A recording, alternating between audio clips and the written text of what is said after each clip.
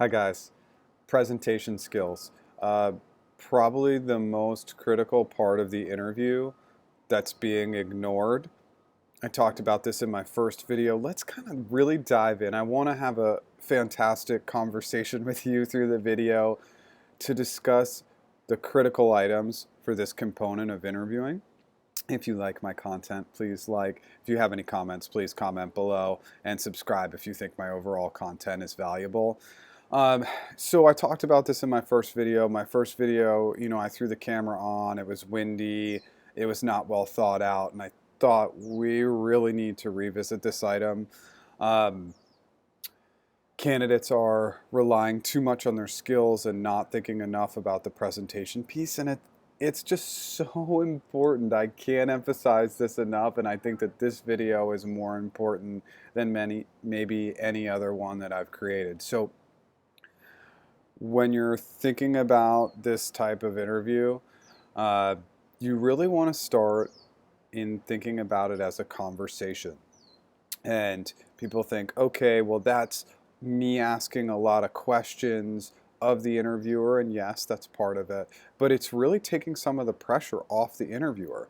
If it's rote question and answer, it's uncomfortable for them too. So make sure there's a back and forth dialogue that will help you have success. And yes, this does work for engineers. The engineers that provide answers through thought process, reasoning, logic, those are the engineers that do the best. Everybody should do this, but again, from an interview that for an engineer that's going to be a little bit more question answered, that's how you have success with presentation. So item one, if you've watched any of my videos before, please prepare. I know that 99% of candidates don't do this, and I think if that 99% did do a mock interview with a friend, colleague, or family member, they would do way better because they might notice that you look off when you're talking, or you have your head down, or you're scrunched in, or you look like you're frowning, or any of those items, right? And getting that kind of feedback can be so helpful because it just makes you knowledgeable to sit up, smile, do all those important things that you would want to do in an interview. And you can offer to do the same for the person who's helping you. You can buy them a pizza or coffee or whatever, but it's going to be critical that they help you and really ask them to be honest, brutally honest. So the first is the most basic and key item to presentation. You don't present well if you don't show up on time.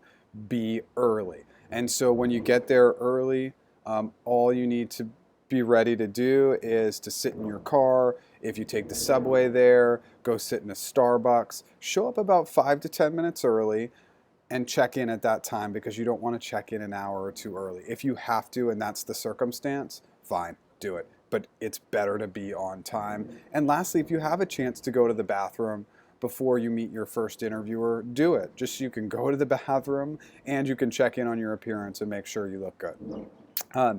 So the first, well, after you've showed up on time, the second big critical item is going to be state of mind.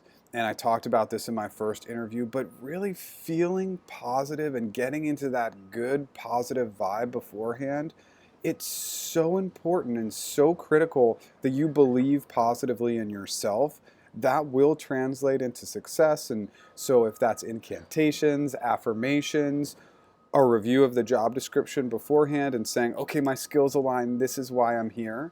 Remember that companies don't bring you on site unless they truly believe that you have a chance to get the job. They will not waste their time for kindness. They are bringing you on site because they believe in you. So really remember that.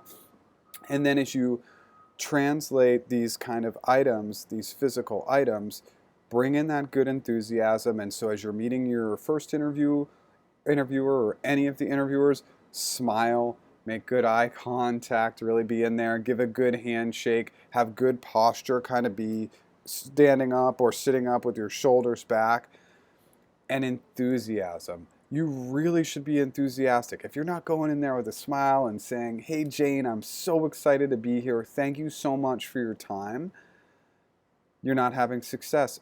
When you meet somebody and you're enthusiastic and smiling, The impact is huge. This is neurological. We can't control this. When somebody smiles, we want to smile too. And so get them to that smiley state. So as you're walking towards the room or the new interviewer is entering the room, they're already feeling positively. So it's a big, big step. So now that you've prepared and you've been on time and you've given that first warm impression in those 3 or 5 seconds that you have to give that impression, now you're going to mirror. I really think that this could be potentially another video or a concept you should look up, but we naturally mirror. We naturally mirror in tone and pitch. We also naturally mirror in body language. So if somebody's leaning in, we tend to lean in a little bit. And if somebody leans back, we tend to lean back a little bit. This is just a common practice. I just want you to be aware of it because picking up on body language can be really, really critical. Actually, an interview, more of your presentation skills is based on your nonverbals than your verbals, believe it or not. And again, you can Google it to see all the research done in that space. But focus on mirroring. You're not going to be 100% perfect because you're going to be trying to answer the questions and do well. But just be conscious of the physical space. It really can help you if your interviewer crosses their arms or they're looking confused. If you're really picking up on their body language, it will allow you to adapt and adjust accordingly. Okay, so now you've taken all these steps, you're getting into the mirroring, and now let's focus on the big critical piece that I talked about in the beginning, which is making it conversational. So there's really 4 or 5 ways to make your interview more conversational. The first 2 are kind of presenting data and then asking a follow-up question. So your interviewer Jane, it could be interviewer Jane, I thought about the question and we can take path A or path B. Do you have a preferred path? Jane, I thought about the question and I believe my strengths are A, B, and C. Would you like me to talk in more detail about either A, B, or C? So in these first 2 items, what you've done is you've actually presented data before asking a follow-up question so that you've allowed Jane to say, hey, I would like to hear this, or I can hear about all of it. The next piece is really follow-up questions. Follow-up questions are such an important part of your presentation because it shows you're being thoughtful. And so just ask a lot of follow-up questions. The next piece is just overall thought process. This is a critical one for presentation. You just want to be demonstrating and showing your overall thought process. It's like when you were in middle school or high school and you had that tough calculus class and you didn't get the answer right, but you got credit for showing the work. Same thing applies in the interview. Show the work, and then the interviewer will likely even guide you down the answer to the question because you're showing thought process. That one can't be overstated, super critical.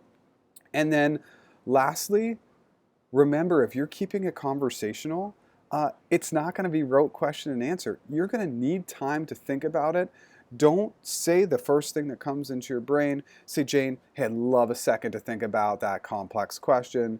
Then you think about it. Maybe you have follow-up questions from there. Maybe you present A, B, or C from there. But you took a moment to just take a deep breath and think about it and settle in instead of trying to jump to that answer, because it's not going to work and your answers will not be well thought out. So something to think about. The last piece, and again, I did talk about this in the last video, but I'm such a big advocate of this adaptability, fungibility, flexibility. So part of your presentation skills is adapting to the day, which means interviewers don't show up, room changes happen, you have to eat lunch during your interview. That's kind of one item. So again, it's that translation of being positively presenting yourself in a physical space and physical movements. And then the second piece is that a lot of interviewers will switch you up on a dime. You'll be mid-question, you'll be answering the question, and they'll stop and they'll say, hey, why don't we take this other direction? Stop and take that other direction. It's just like being at the job where you're working on a complex project, you've been crushing it, killing it, and management has a different direction and you just have to stop on a dime and make that pivot. The same thing happens in an interview, and it does really correlate to presentation. It shows your ability to present yourself positively when you've been working towards something and you have to stop and take another direction. Interviewers will intentionally take this step. That's really it. I can't emphasize enough. Just keep it real, be human, and prepare. And if you do that, you're just going to have amazing success in the interview, because you're going to be doing what 75, 80, 85% of candidates aren't doing, which is really keeping it on the same level of the interviewer and not having this rote back and forth. It's super critical. The last piece about conversational too that I'll throw in there really quickly is just keep your answers brief. That allows you to keep it more conversational, and you can always say, hey, can I clarify? Can I expand on anything? That last piece is also one that I would recommend. Thanks so much. I know this is a longer video, but presentation, do your research, figure out how to have success in this area, and your uptick in your overall success at interviews will be awesome.